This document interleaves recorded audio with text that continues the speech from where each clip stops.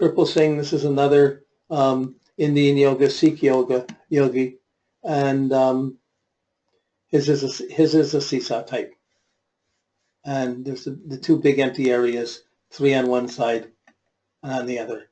Now in this case, here's his sun in Aquarius, his moon is in Aquarius. So he's born right just after the new moon. The moon, you still draw that line across, and it's past the sun. It's moving counterclockwise, the opposite way. So it's just like 6 hours or 8 hours after the new moon. He's in the waxing new moon phase.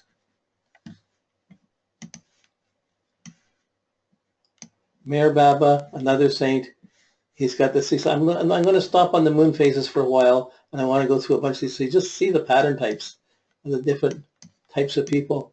This is Dane Rudhyar, one of the students of Mark Edmund Jones, or they both were influenced by Theosophy and Rosicrucian and mystical teachings.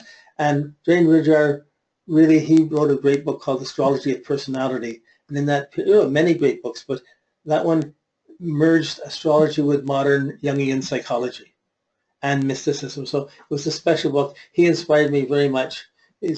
I've met both of these men. So, but he's the Aries. If you draw the line across, this is an earlier type of chart form that I had. Aries, his moon is in Aquarius, so it's on the clockwise half. So the moon is catching up. It's a waning moon, and the pattern type is a seesaw. This is Swami Bhaktivedanta, the man who started the Hare Krishna movement, and he has a bowl chart, has all the information on one side, always trying to give it out to other people.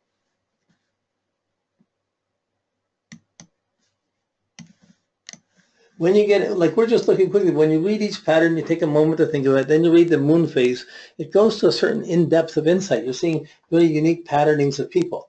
So here you have this is Mota Maharaj. This is my guru in India, actually. He is the guy, he made these rooms where you can go and be alone in and meditate in for months without seeing anybody while you're being fed and being there.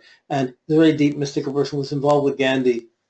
And once he raised money to make about, I think it was about 17,000 classrooms in poor tribal areas of Gujarat in India. But his chart, it's a bucket, the moon is the handle. And here's where he fed the poor. He built the schools for a lot of small villages and things. He took a vow of poverty for his whole life. And yet he raised millions of dollars for good causes. So different people.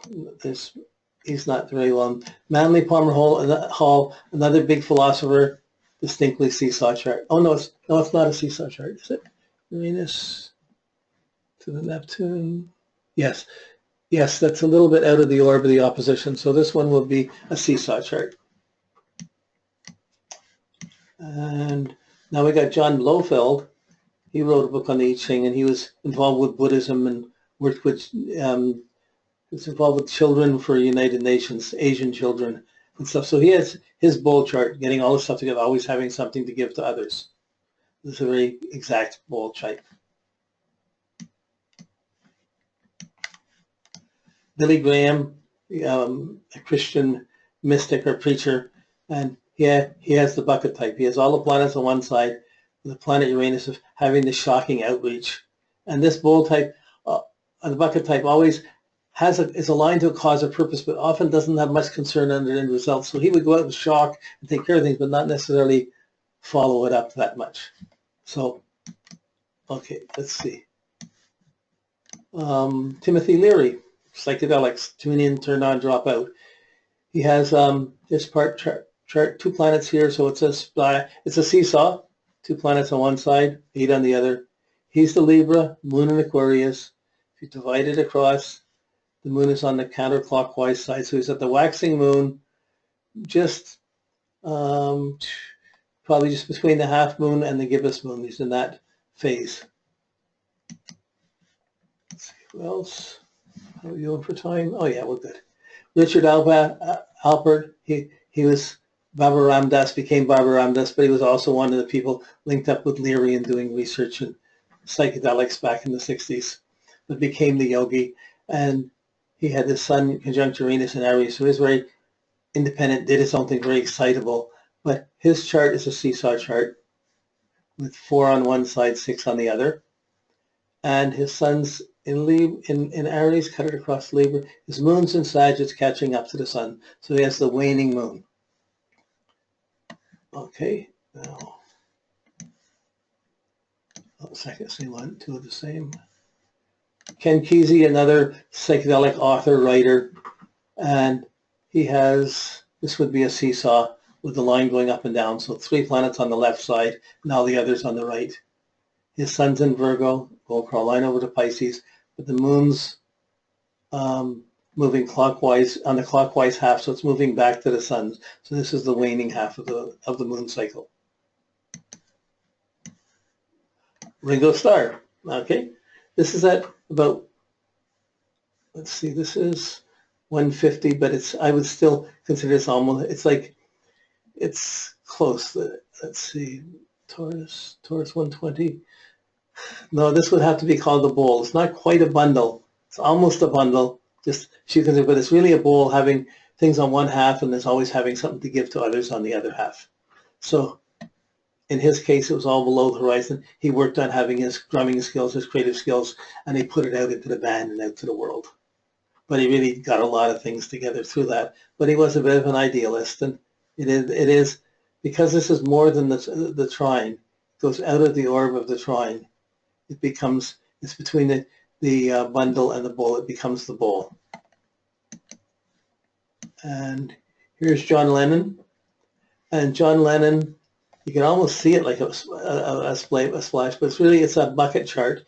It's all his planets on one side, and the moon as the handle of the bucket, so home, family, friends.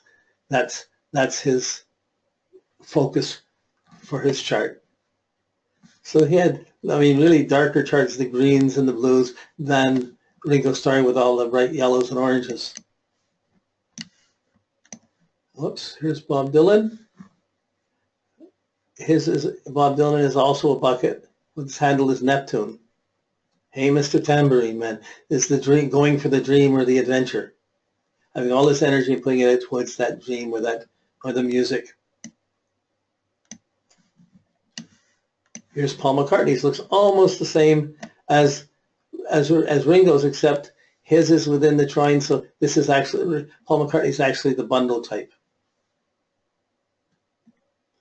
And he has his sun over here in Gemini, and the moon's in Leo, so it's on the counterclockwise. He's born just about 4 days after, 2.5, 3 days after the new moon. So he's the waxing moon. And here's George Harrison. Really, so McCartney and Starr had almost similar patterns, but John Lennon had the bucket. Here, this is the seesaw type. You could argue it's almost a splash between 4 and 6. It's probably the seesaw, so it's a seesaw splash right in that middle. But you can see the planets are pretty well spread out, really distinct. He was different, the odd one out in the group.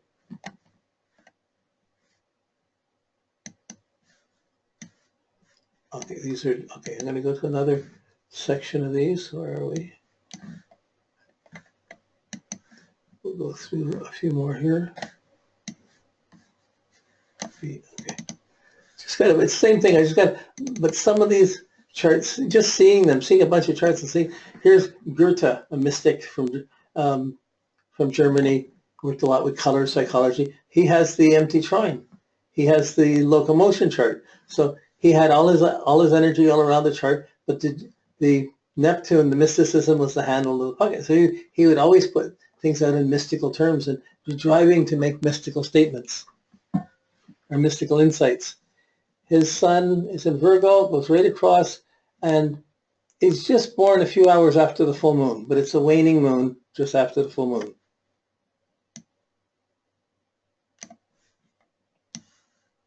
Now here's a chart. It's almost a bundle, not quite. It is a bowl chart, but it's Edgar Allan Poe's chart. So if you're going to compare the difference between the songs of Ringo Starr and the words and the ideas of Edgar Allan Poe, are the colors appropriate? The playful energy of Ringo or Paul McCartney, and here you have the serious dark colors of Edgar Allan Poe, who was a Capricorn with a Pisces moon.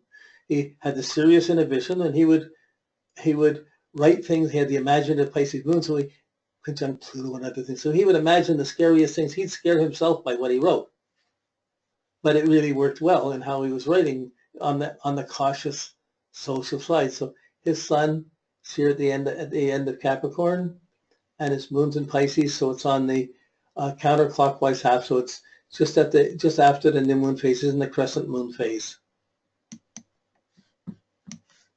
So this little exercise, getting used to seeing a chart, seeing this stuff, and not having to understand it all, but just getting what you can out of it. That's useful. Then you can technically go in and learn how to navigate through this maze more significantly. This is Karl Marx. This is you almost go to say seesaw, but when you look at it, it's actually a bucket with Mars as the handle. So Mars was the aggressive handle. The sign was like focus on Mars or on war, on making things happen. But his sun, if you take the line across, his sun is right conjunct his moon. His moon is just before his sun. So it's on the clockwise side from the sun. So the moon's coming up to it. So it's just before the new moon. And the nodes are there too. So he was born during an eclipse of the moon. It was just about to start. It was probably an hour or two before the eclipse. Okay. Jules Verne, Journey to the Center of the Earth. All his books, you have all his is a bucket, Saturn on the hand. There's always a serious side to his adventures. Like they weren't totally frivolous. There's always a somber, serious side and some significant limitation to have to overcome in his material. His sun in Aquarius, his moon was in Scorpio. It's on the half that's clockwise from the sun, so it's coming back and catching up to the sun. So he's on the waning moon phase. This chart is a very colorful chart, yellows and greens and some purples. But this is Helen Blavatsky, who was one of the founders of Theosophy and wrote incredibly mystical, deep books. And she has the seesaw. Oh, wait a second. No, it's not a seesaw. It looks like the seesaw. You see it right away, but all the planets are within this opposition, and only Pluto is out here. So she was a very intense person, wrote very powerful truths, but Pluto is the handle of her bucket. And this is Mark Twain. Mark Twain was a Sagittarius, moon in Aries, very fiery person. But he was an interesting character because he was one of the first people to get involved when they had the printing press, when they were working with the printing press, working with fonts on a new type of printing press. And he wanted to publish the history of the heroes of America, but he went bankrupt doing so. And because he went bankrupt, he had to start touring around the world. And he went from one country to another, and they published his stories. He wrote stories, went to India, went to England, and set up companies in each place. And by the time he finished his tour, he paid off the more than $1 million he owed for having the printing press company. But there's a lot of interest. I found him interesting because he has a book called Off on a Comet, where he thought he would die and leave on a comet. But he was born when Halley's Comet came. It was in the sky with his sun conjunct it, and he died when it came back. So he had my curiosity went this way. I wanted to know everybody's chart. This was Annie Besant. These were all people I read. So this is a seesaw chart. Annie Besant, 3 planets in Libra opposed all the other planets.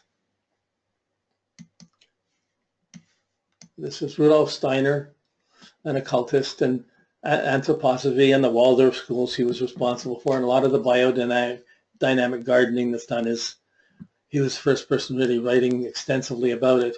He has a seesaw chart, yeah, because it's past the opposition. It's not the moon, it's distinctly a seesaw chart, 2 sides. And he's born, there's a sun in Pisces. He's born he's born on the full moon. There's an error in this chart. Okay.